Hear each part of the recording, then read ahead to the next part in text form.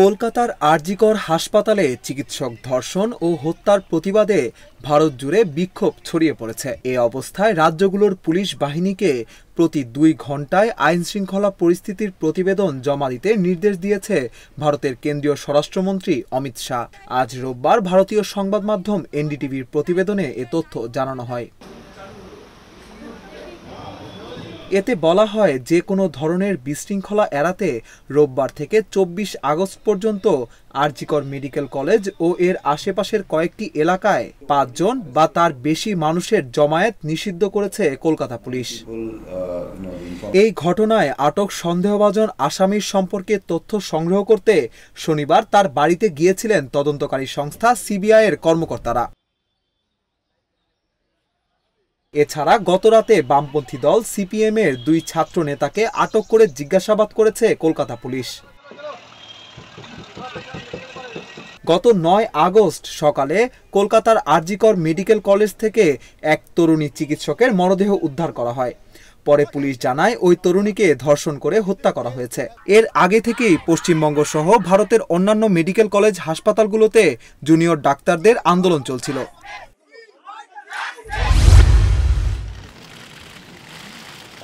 সদ্য নির্বাচিত পেতংতান সিনওয়াত্রাকে থাইল্যান্ডের নতুন প্রধানমন্ত্রী হিসেবে আনুষ্ঠানিক নিয়োগ দিয়েছেন দেশটির রাজা মাহা ভাজিরালঙ্কর্ন। রোববার স্থানীয় সময় সকাল 9:30টার দিকে একটি টেলিভিশন স্টেশনের সদর দপ্তরে আয়োজিত অনুষ্ঠানে থাই রাজার কাছ থেকে নিয়োগপত্র গ্রহণ করেন পেতংতান। পেতংতান সিনওয়াত্রা বিতর্কিত সাবেক থাই প্রধানমন্ত্রী ও ধনকুবের থাকসিনের মেয়ে। 37 বছর বয়সী পেতংতানকে বলা হচ্ছে থাইল্যান্ডের সর্বকনিষ্ঠ প্রধানমন্ত্রী। তিনি দেশটির দ্বিতীয় নারী প্রধানমন্ত্রীও। এর আগে পেতংতানের ফুফু থাইল্যান্ডের প্রধানমন্ত্রী ছিলেন। গত বুধবার থাইল্যান্ডের সাংবিধানিক আদালত প্রধানমন্ত্রী শ্রেথা থাবিসিনকে পদচ্যুত করেন। একই সঙ্গে মন্ত্রিসভাও ভেঙে দেওয়ার রায় দেন আদালত। বিদায়ী প্রধানমন্ত্রী শ্রেথার বিরুদ্ধে অভিযোগ ছিল তিনি দুর্নীতির দায়ে দণ্ডিত একজন আইনজীবীকে মন্ত্রী হিসেবে নিয়োগ দিয়েছিলেন। ফলে নৈতিকতার নিয়ম লঙ্ঘনের অভিযোগ মাথায় নিয়ে তাকে ক্ষমতা ছাড়তে হয়। এর 2 দিন পর গত শুক্রবার পেতংতানকে নতুন ও সর্বকনিষ্ঠ প্রধানমন্ত্রী হিসেবে নির্বাচিত করে দেশটির পার্লামেন্ট। নির্বাচিত হওয়ার পর তাৎক্ষণিক প্রতিক্রিয়ায় পেতংতান বলেন, স্বীকার করছি আমার অভিজ্ঞতার ঘাটতি রয়েছে, তবে থাই নাগরিকদের জীবনমানের উন্নয়ন ঘটাতে ও তাদের ক্ষমতাবান করার চ্যালেঞ্জ নিতে আমি তৈরি আছি। এদিকে রোববার রাজা মাহা ভাজিরালঙ্কর্নের অনুষ্ঠানে বিশিষ্টজনের মধ্যে পেতংতানের বাবা থাকসিন সিনওয়াত্রাও উপস্থিত ছিলেন। অনুষ্ঠানস্থলে সম্মুখ সারিতে পেতংতানের স্বামীর পাশে ছিলেন তিনি।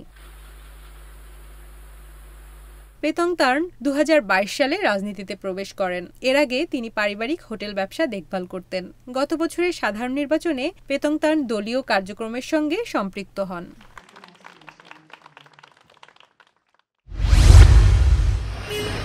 আরজিকর মেডিকেল কলেজের শিক্ষানবিশ চিকিৎসককে ধর্ষণের পর হত্যার ঘটনায় পশ্চিমবঙ্গের মুখ্যমন্ত্রী মমতা বন্দ্যোপাধ্যায়ের পদত্যাগ চেয়েছেন 2012 সালে দিল্লিতে ধর্ষণের পর হত্যার শিকার নির্ভয়ার মা। সংবাদ সংস্থা পিটিআই এর সঙ্গে কথা বলার সময় তিনি এই দাবি জানান বলে রোববার এনডিটিভির এক প্রতিবেদনে বলা হয়েছে। নির্ভয়ার মা আশা দেবী বলেছেন, মমতা বন্দ্যোপাধ্যায় পরিস্থিতি সামাল দিতে ব্যর্থ হয়েছেন। মানুষের দৃষ্টি অন্যদিকে সরিয়ে নেওয়ার চেষ্টা করছেন তিনি। গত 9 আগস্ট আরজিকরের জরুরি বিভাগের 4 তলার সেমিনার হল থেকে উদ্ধার করা হয় এক নারী চিকিৎসকের মরদেহ। তাকে ধর্ষণ করে খুন করা হয়েছে বলে অভিযোগ। এখনো পর্যন্ত এই ঘটনায় 30 জনকে গ্রেপ্তার করা হয়েছে। কলকাতা হাইকোর্টের নির্দেশে ঘটনার তদন্ত করছে সিবিআই। ধর্ষণ ও হত্যার ঘটনায় দায়ীদের ফাঁসির দাবিতে বিক্ষোভে অংশ নিয়েছেন আশা দেবী। তিনি বলেন, অপরাধীদের বিরুদ্ধে ব্যবস্থা নেওয়ার জন্য তার কর্তৃত্ব ব্যবহার করার পরিবর্তে মমতা বন্দ্যোপাধ্যায় জনগণকে বিভ্রান্ত করার চেষ্টা করছেন। নির্ভয়ার মা বলেন, তিনি নিজেও একজন নারী। রাজ্য প্রধান হিসেবে তার দায়িত্ব পালন করে দোষীদের বিরুদ্ধে কঠোর ব্যবস্থা নেওয়া উচিত ছিল। তার পদত্যাগ করা উচিত, কারণ তিনি পরিস্থিতি সামাল দিতে ব্যর্থ হয়েছেন। তিনি বলেন, যতক্ষণ না কেন্দ্রীয় এবং রাজ্য সরকার ধর্ষকদের বিরুদ্ধে আদালতের কাছ থেকে দ্রুত শাস্তি চাওয়ার বিষয়ে মনোযোগী না হয়, ততক্ষণ দেশের বিভিন্ন অংশে প্রতিদিন এই ধরনের বর্বরতা ঘটতেই থাকবে। আশা দেবী বলেন, কলকাতার মেডিকেল কলেজে মেয়েরাই যেখানে নিরাপদ নয় এবং তাদের বিরুদ্ধে এই ধরনের বর্বরতা করা হয়, তখন দেশের নারীদের নিরাপত্তার অবস্থা বোঝাই যাচ্ছে। 2012 সালের 16 ডিসেম্বর রাতে দিল্লিতে চলন্ত বাসে 23 বছরের এক তরুণীকে ধর্ষণের পর শারীরিক নিপীড়ন চালিয়ে নগ্ন অবস্থায় চলন্ত বাস থেকে ছুঁড়ে ফেলে দেওয়া হয়। পরে মারা যান তিনি। লেবাননের দক্ষিণাঞ্চলে ইসরায়েলের বিমান হামলায় 2 শিশু ও তাদের মা সহ 10 জন নিহত হয়েছে। আহত হয়েছে 5 জন। তাদের মধ্যে 2 জনের অবস্থা আশঙ্কাজনক, খবর রয়টার্সের। শনিবার দেশটির স্বাস্থ্য মন্ত্রণালয় জানায়, নাবাতিয়ে শহরের একটি আবাসিক ভবনে হামলায় এ হতাহতের ঘটনা ঘটে। ইসরায়েলের দাবি, তাদের বিমান বাহিনী রাতভর নাবাতিয়ের বিভিন্ন এলাকায় হামলা চালিয়ে লেবাননের সশস্ত্র গোষ্ঠী হিজবুল্লাহর একটি অস্ত্র মজুত কেন্দ্র ধ্বংস করেছে। এছাড়া লেবাননের মারুন আল রাস এবং আইতা আল শাব গ্রামে বিমান হামলার কথা জানিয়েছে ইসরায়েলি বাহিনী। জবাবে ইসরায়েলের উত্তরাঞ্চলের কিবুটস লক্ষ্য করে রকেট হামলা চালিয়েছে ইরানপন্থী হিজবুল্লাহ। এছাড়া ইসরায়েলি সেনা ঘাঁটিতে হামলায় 2 সেনা আহত হয়েছে বলে জানিয়েছে আইডিএফ। গাজায় ইসরায়েলি হামলায় 2 দিনে 69 জন ফিলিস্তিনি নিহত হয়েছে, আহত হয়েছে 136 জন। এর মধ্যে শনিবার রাতভর হামলায় মধ্য গাজার জাওয়াইদা এলাকায় 9 শিশু সহ 16 জন মারা গেছে, খবর রয়টার্সের। শনিবার উপত্যকাটির উত্তর ও মধ্যাঞ্চলের 2টি নিরাপদ এলাকা থেকে ফিলিস্তিনিদের সরে যেতে নির্দেশ দিয়েছে ইসরায়েল। আতঙ্ক ও উদ্বেগ নিয়ে এলাকা ছাড়ছেন বাস্তুচ্যুত ফিলিস্তিনিরা। বর্তমানে যুদ্ধবিধ্বস্ত গাজার মাত্র 11% এলাকায় মানবিক অঞ্চল রয়েছে বলে জানিয়েছে জাতিসংঘের ত্রাণ সংস্থা UNRWA।